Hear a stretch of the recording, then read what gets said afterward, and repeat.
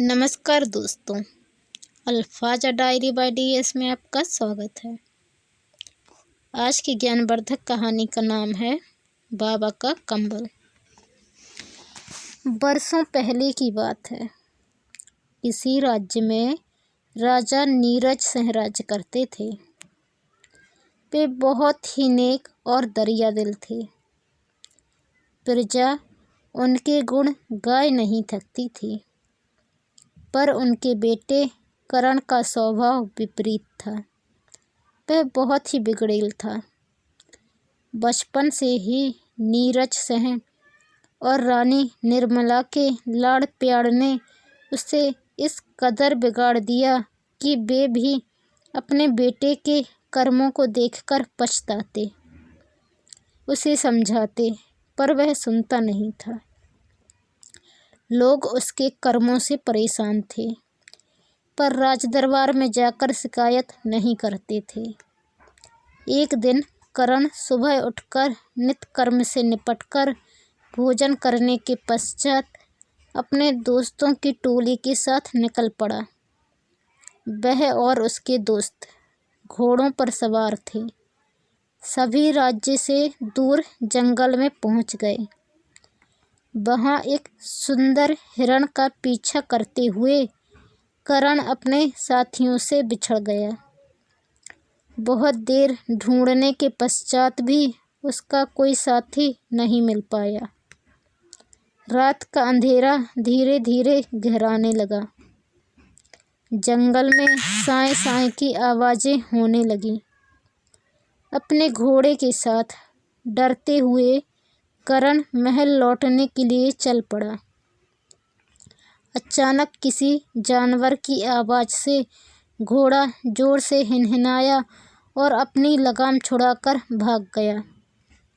करण ने थोड़ी दूर तक उसका पीछा किया, पर घोड़ा जाने किधर जाकर गुम हो गया। करण मन ही मन सोचने लगा, अब तो किसी का भी सहारा नहीं रहा। किसी जानवर की नज़र मुझ पर पड़ गई तो बेमौत मारा जाऊंगा। सभी दोस्त और घोड़ा भी गुम हो गए। अब अकेला कैसे महल जाऊं? हे भगवान, तू ही कोई रास्ता दिखला।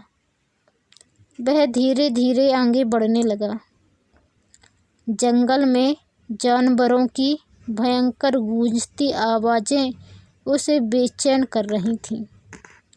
ठंड के दिन होने से तन में ठिठुरन हो रही थी, क्योंकि महल से जो कंबल वह लेकर चला था वह घोड़े पर ही रह गया था। ठिठुरते हुए आगे बढ़ा। धीरे धीरे अंधेरा गहरा गया और ठंड भी बढ़ गई। अंधेरे में कुछ सूझ नहीं रहा था। बहुत दूर तक एक जगह रोशनी देखकर करण उधर ही बढ़ गया। वहाँ पहुँचने पर उसने देखा मिट्टी की झोपड़ी बनी है। बड़ा सा कंदील जल रहा है। उसकी रोशनी दूर तक फैल रही है। अंदर झांक कर देखा, एक बाबा खाट पर कंबल ओढ़े बैठे भगवान के भजन गा रहे हैं। आहट सुनकर उन्होंने पूछा, कौन है? करण डर कर भागने लगा। वे बाहर आए और बोले, बेटे इधर आओ, मैं कोई चोर डाकू या लुटेरा नहीं हूँ। बेधड़क होकर मेरे पास आओ। करण उनके पास पहुँचा। वे उसे अंदर ले गए। उसे ठिठुरते देख उन्होंने अपना ओढ़ा कंबल उतारकर उसे दे दिया। करण उन्हें कंबल वापस देते हुए बोला, बाबा, यह आप क्या कर रहे हैं? आपको ठंड लगेगी। बाबा हंसते हुए बोले, मुझे तो यहाँ बरसों हो गए हैं। ठंडे से मुकाबला करने की शक्ति मुझ में है। और उन्होंने कंबल करण को दे दिया। फिर उन्होंने पूछा, बेटे तुम कौन हो और यहाँ कैसे पहुँचे? करण ने असली बात छुपा ली, क्योंकि उसे मालूम था कि अगर असली बात इन्हें मालूम हो गई तो ये मुझे धक्के देकर निकाल सकते हैं। बाबा ने उससे भोजन के लिए पूछा। उसने ना नुकुर की, पर वे नहीं माने। उन्होंने चूल्हा जलाया। दाल चावल में मसाले मिलाकर पतीली में चढ़ाकर ढक्कन ढक दिया। करण को भी चूल्हे के पास बुला लिया और बातें करने लगे। खिचड़ी तैयार होने पर बाबा ने एक थाली में रखकर करण को दी। पहले तो करण उसे देखकर मन में सोचने लगा, राजसी भोजन के आगे यह कहाँ अच्छी लगती है। पर बाबा का मन रखने के लिए वह खाने लगा। खाने पर बहुत अच्छी और स्वादिष्ट लगी। राजसी भोजन के लिए मन में सोचा, इसके आगे वह कुछ भी नहीं है। खिचड़ी खाने के पश्चात बाबा और वह बहुत देर तक चूल्हे के पास अग्नि की गर्माहट में बातें करते रहे। जाने कब उनकी आंख लग गई। सुबह होने पर करण ने बाबा से कहा, आपने रात में मुझे आश्रय देकर बहुत कृपा की है। अब मैं जाना चाहता हूँ। उसने बाबा के चरण छुए और जाने लगा। बाबा ने उससे ठिकाने के बारे में पूछा। उसने झूठ बोल दिया कि मेरा कोई ठिकाना नहीं है। बाबा उसे कंबल देते हुए बोले, बेटे, मैं तुम्हें जोर देकर रोक नहीं सकता, पर यह कंबल अपने साथ ले जाओ। ठंड के दिन हैं, तुम्हारे काम आएगा। उसने इनकार करना चाहा, पर बाबा ने ज़बरदस्ती दे दिया। वह चल पड़ा। बाबा बोले, कभी इधर आओ तो मिलना नहीं भूलना। करण कंबल लेकर चला गया।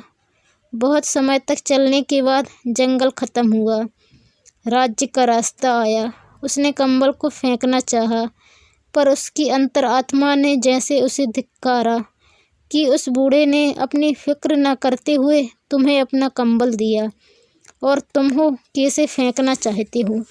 करण कंबल लेकर महल पहुंचा। उसे देखकर पिता नीरज सिंह और माता निर्मला देवी खुश हो गए। उन्होंने उसे गले लगाया। रानी करण से बोली, बेटे, रात से हम जाग रहे हैं। कल तेरे दोस्तों ने आकर सारी बात बतलाई, तब से हम बेचैन हैं। हमने जंगल में अपने आदमी भी भेजे थे, पर वे निराश ही लौटे। तब से हमें नींद नहीं आई है। बेटा चाहे कैसा भी हो, माता पिता के लिए तो वह आँखों का तारा ही रहता है। करण भी रोते हुए बोला, माँ, तुम सच कह रही हो। आज मुझे समझ में आ गया है। उसके हाथ में कंबल देखकर राजा रानी ने कारण पूछा। उसने सारी बात बतलाई और बोला, बाबा के लिए गर्म कपड़े और ज़रूरत का सामान पहुँचाए, पर उन्हें मेरे बारे में कुछ नहीं बताएं। राजा नीरज सिंह ने बाबा के पास सारा सामान पहुँचा दिया। उनके पूछने पर झूठ बोल दिया कि हमें आपके बारे में मालूम हुआ था, हमसे रहा नहीं गया और हमने सामान पहुँचा दिया। उस दिन के पश्चात करण का स्वभाव ही बदल गया। वह राजकाज के काम में अपने पिता का हाथ बटाने लगा। पूरी संगत भी छोड़ दी। राजा नीरज सिंह और रानी निर्मला समझ गए कि यह सब बाबा और बाबा द्वारा दिए गए कंबल का ही कमाल है। वे मन ही मन बाबा को दुआएं देते थे। दोस्तों, आपको ये कहानी कैसी लगी कमेंट कर ज़रूर बताएं।